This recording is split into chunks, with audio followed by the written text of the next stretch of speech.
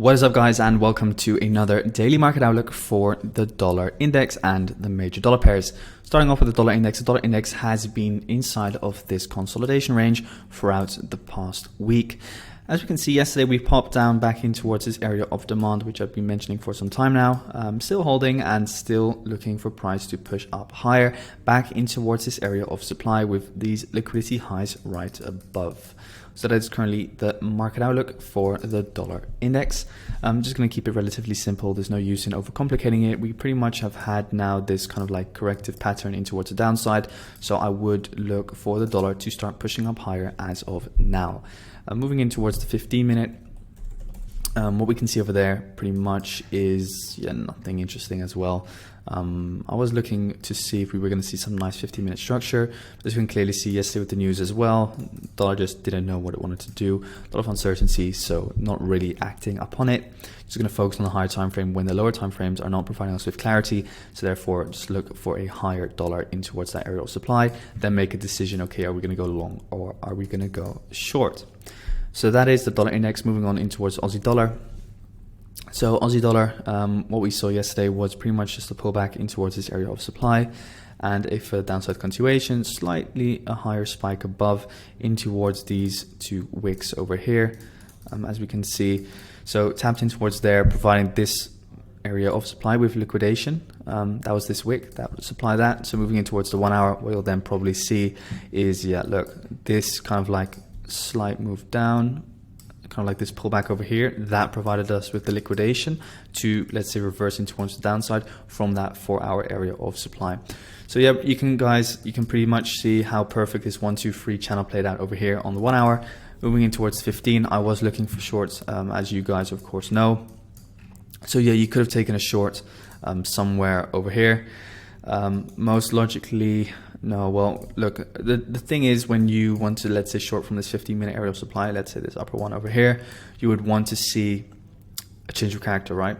But the issue is that this over here, whilst you spiked up with this candle over here, this was pretty much the high to break that you needed to break in order to provide a nice change of character, so that this over here could provide you with an entry or valid entry in my eyes from this area of supply.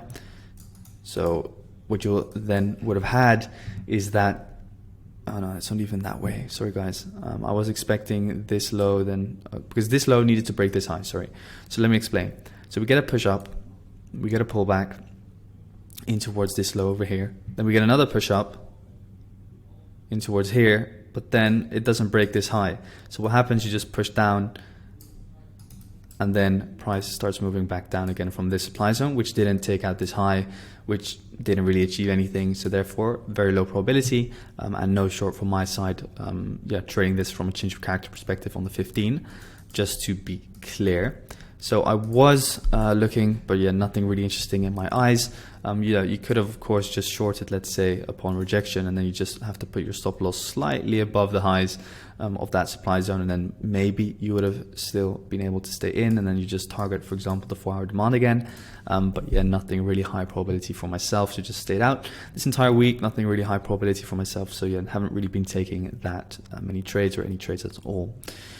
So 15-minute structure is still intact, with this being your high, this being your low. Once this low goes, then of course we can look for shorts once again upon a pullback. So for now, just focus kind of like on this entire move over here to look for potential short. We have this fresh area of supply located over here with a lot of liquidity situated above these choppy highs. So if the Aussie dollar is able to, for example, pull back from this area of demand over here, or let's say liquidate these lows and spike back up, then I will be looking for a short from this area of supply. So that is Aussie dollar for today. If we get that, would be nice. If not, then I'm also fine, and I'll just look for new trades from Monday onwards. So just keep in mind, this is the area of supply that we want to be shorting from on AUDUSD. So moving on into towards euro dollar. So EURUSD, what can we expect for today? Well, looking at the 4 hour, 4 hour has changed character now, once again, by breaking this high over here. So or this high over here, excuse me. So very interesting price action. Yeah, pretty much reached that area of supply, which I've been keeping an eye out on for pretty much the entire week. Yesterday, we liquidated the lows over here, never closed below, and pretty much broke the internal structure. So the internal structure over here on your dollar is now in an uptrend. So as long as we hold, for example, this area of demand over here, and we take out this liquidity low, that's now the setup that I'm looking for. We can potentially trade this up higher in line with the overall 4-hour structure. You guys know I was looking for shorts because I wasn't really convinced about this break of structure. But yeah, I mean, 4-hour internal is now bullish. So let's just stick with that until we break this low over here. So with a close below it, then I'll be happy to take shorts again. So longs until we keep this low, or as long as we remain this low, look for liquidation upon this low, tap in towards demand, look for longs. If we close below this low, then we just look for shorts upon a pullback. That is the game plan for the days ahead on euro dollar. Moving in towards 15-minute, yesterday there was a shorting opportunity. I was looking to short from this area of supply. You guys know that we had this demand and this supply, so price was just ranging in between. Very beautiful. We can see kind of like playing ping pong in between the zones. Then broke out of the range in towards the upside, moved in towards here, kind of like liquidation on these 3 highs. So yeah, you can kind of see, okay, we did see some bearish reaction, but then we just reversed in towards the highs, in towards that 4-hour area of supply. So yeah, once again, happy that I didn't take a trade with these messy markets this week. So yeah, just going to remain with my game plan, which I just explained here on the 4-hour, moving in towards pound dollar. So pound dollar did something very beautiful yesterday. We moved in towards this area of demand by taking out these triple lows over here, which I mentioned. So now what did we see? Pretty much, again, internal structure over here on pound dollar, push down, pull back, push down, pull back in towards supply. And it took quite some time, but eventually it pushed down again. So break of internal structure, and now again, break of internal structure, pull back in towards this supply and dump again. So I do expect this low to go this morning, maybe kind of like hit this refined area of demand. And that's kind of like the last stronghold that will push price up. And then from where you can potentially look for longs upon a 4-hour change of character. So what I'll be looking for is on Monday, I'm not going to trade pound dollar yet anymore today. But if we, for example, see one more push down, which I would want to see, close below this low, push back up, take out this high over here for the internal breaker structure, then pull back in towards demand created, and then look for longs. That's what I'll do on Monday potentially, because today I don't think there's going to be enough time. On Tuesday, that's pretty much the setup in line with the overall 4-hour structure, and then towards that daily area of supply. So that's the game plan for pound dollar. So let's move on to Kiwi dollar. So Kiwi dollar, yeah, what have we seen? Of course, let me just focus on the daily real quick for you. The daily breaker structure over here on this low is now inside daily demand, this fresh area of daily demand. Just from a weekly perspective real quick as well. Also, yeah, well, there's a lot of wicks over here.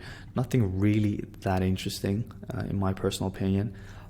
You could say that it's going to enter this weekly area of demand very soon from this blue line.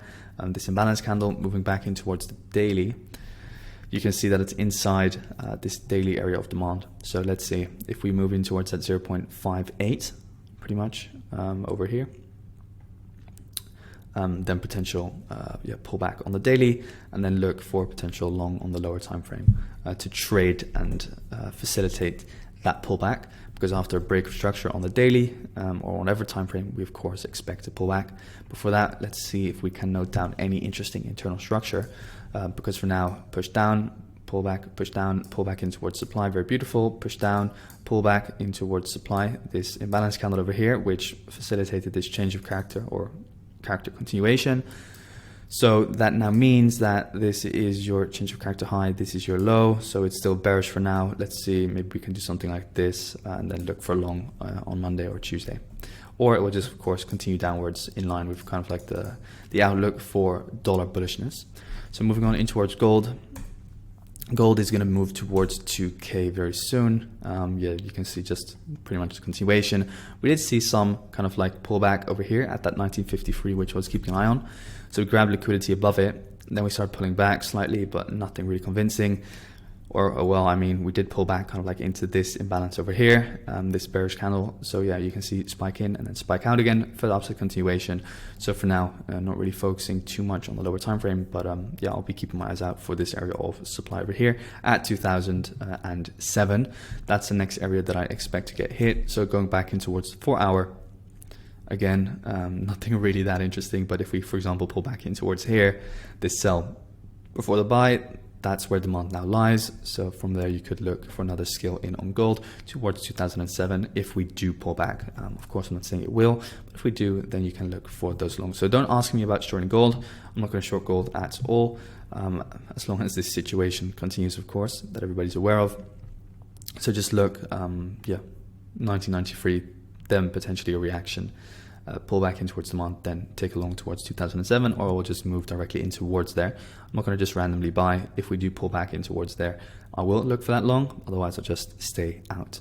So yeah, guys, thank you so much for tuning in once again. If you have any questions, make sure to join the Discord link. Link is in the description down below. Wish you all a fantastic day and have an amazing Friday and weekend. Thanks, guys.